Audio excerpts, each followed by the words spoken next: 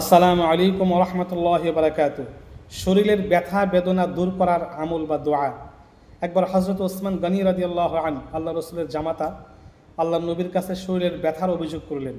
মহানবী সাল্লাল্লাহু আলাইহি সাল্লাম বলেন, শরীরের যে জায়গাতে ব্যথা সেখানে হাত রেখো, সেখানে হাত রাখো।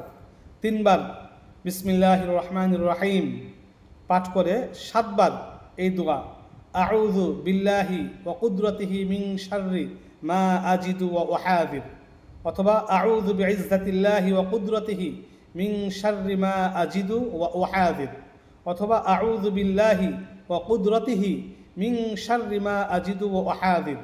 দুইভাবে আপনি পড়তে পারবেন এই দোয়াটি।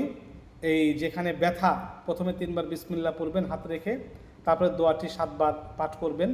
পাঠ করার পরে একটু হাতটা হালকা একটু এভাবে মাসাজ করবেন বা নাড়াচাড়া দিয়ে হাত সরিয়ে ফেলবেন, তাহলে শরীরে ব্যথা বেদনা সব দূর হয়ে যাবে। মহানবী সাল্লাল্লাহু আলাইহি সাল্লাম তার জামাতা, তার 2 মেয়ের জামাই হযরত ওসমান গনি রাদিয়াল্লাহু আনহুকে আমল শিক্ষা দিয়েছেন যে 7 বার এই দোয়াটি, 3 বার বিসমিল্লাহ পাঠ করে 7 বার এই দোয়াটি পাঠ করে এখানে হালকা একটু নাড়াচাড়া করা, তাহলে ব্যথা বেদনা দূর হয়ে যাবে। আউযু বিল্লাহি ওয়া কুদরতিহি মিন শাররি মা আজিদু ওয়া উহাযির, অথবা আউযু বিইজ্জাতিল্লাহি ওয়া কুদরতিহি মিন শাররি মা আজিদু ওয়া উহাযির। এটাও বুজুর্গানে দিন আমল করে থাকেন, অধিকাংশ বুজুর্গানে দিন এই আমলটি করে থাকেন ব্যথা বেদনা হলে। তা আমরা দোয়াটি অবশ্যই আমল করতে পারি। আল্লাহ পাক আমাদের তৌফিক দান করুন, আমিন।